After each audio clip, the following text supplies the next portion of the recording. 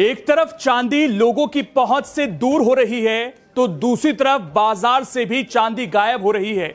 ऐसे में सवाल यह है कि चांदी हो किसकी रही है। आज इसी का जवाब ढूंढने की कोशिश करेंगे और ये जो खबर आप देख रहे हैं इसमें शायद वो जवाब छिपा हुआ है।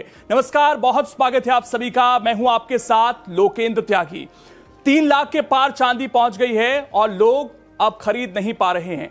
लेकिन जो खबर सामने आई है, और ये केवल एक जगह की खबर है, बाजार विशाल है तो क्या कुछ हो रहा होगा वहां पर आप समझ सकते हैं, क्योंकि 70 करोड़ की चांदी जो है व्यापारी ले गए।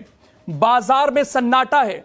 पुलिस अब जांच कर रही है कि आखिरकार ये चांदी गई कहां है। पूरा मामला कहां का है?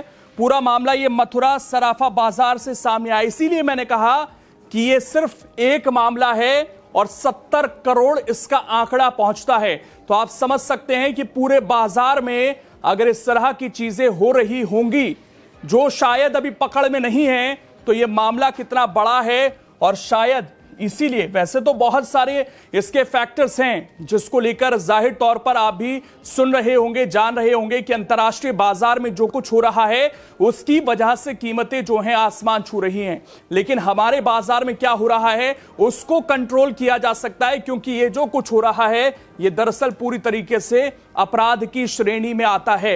यहां पर खबर पढ़िए आप, मथुरा सराफा बाजार में सन्नाटा पसरा हुआ है। चांदी की कीमत में बेतहाशा बढ़ोतरी से जूझ रहे कारोबार को चांदी लेकर गायब होने वाले व्यापारियों ने बड़ा झटका लगाया है। यानी कि एक तरफ महंगाई जिससे व्यापारी परेशान हैं और कुछ व्यापारी ऐसे हैं जो चांदी लेकर गायब हो जा रहे हैं। बाजार में भरोसे का संकट पैदा होने लगा है और इस कारण जो है लेन देन बहुत सीमित अब रह गया है। अभी तक 2300 किलो चांदी, जिसकी अनुमानित कीमत लगभग 70 करोड़ रुपए है, गायब होने की जानकारी मिली है। पुलिस भी अब इस पूरे मामले में गायब व्यापारियों की तलाश में जुट गई है। उनके मोबाइल को सर्विलांस पर लिया जा रहा है, उनकी पकड़ करने की कोशिश की जा रही है। सोचिए 2300 किलो चांदी है जिसको कुछ व्यापारी जो है ले चुके हैं अपने पास, यानी कि वो स्टॉक कर रहे हैं एक तरीके से, इसको बाजार में नहीं आने दे रहे। और ये दूसरी तरफ जो अन्य व्यवसायी हैं उनको बहुत ज्यादा परेशान कर रहा है। लेन देन पर इसका बहुत ज्यादा असर पड़ा है, संकट गहरा रहा है हमारे स्थानीय सराफा बाजार में। वहां पर जो व्यापारी हैं बहुत ज्यादा परेशान हैं। 2 व्यवसायियों के 1500 किलो चांदी लेकर गायब होने के साथ एक अन्य व्यापारी के 800 किलो की चांदी के गबन होने का मामला भी सामने आया है। यानी कि ये मथुरा के अंदर ही इस तरह की जो घटनाएं हैं वो लगातार सामने आ रही हैं और ये कितना बड़ा संकट है इसको जरा व्यापक स्तर पर अब देखने की जरूरत है, क्योंकि यहां पर यह कहा जा रहा है कि 2 व्यवसायियों के 1500 किलो चांदी और एक व्यापारी के 800 किलो चांदी के गबन के मामले सामने आए हैं। इन घटनाओं के बाद कुछ एक अन्य व्यापारी भी सामने आए जिनकी चांदी बाजार से ही जुड़े व्यापारियों के पास फंसी हुई है। वो ना तो चांदी वापस करने को तैयार है, ना ही रकम देने की स्थिति में है। ऐसे में चौक बाजार में सन्नाटा पसरा हुआ है। ज्यादातर चांदी कारोबारी परेशान यहां पर नजर आ रहे हैं। यह फिलहाल स्थिति है। बाजार में मंदी के हालात हैं।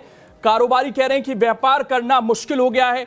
बाजार में चांदी के गबन की कई घटनाएं होने के बाद कारोबारी चांदी के लेन देन करने से ही अब जो है बचने लगे हैं, क्योंकि इतनी तेजी से दाम ऊपर नीचे हो रहे हैं कि व्यापारी परेशान हैं। इसका सीधा असर बाजार पर है। माल तैयार नहीं हो पा रहा, जो माल है वो भी बाजार में मंदी के कारण बिक नहीं रहा।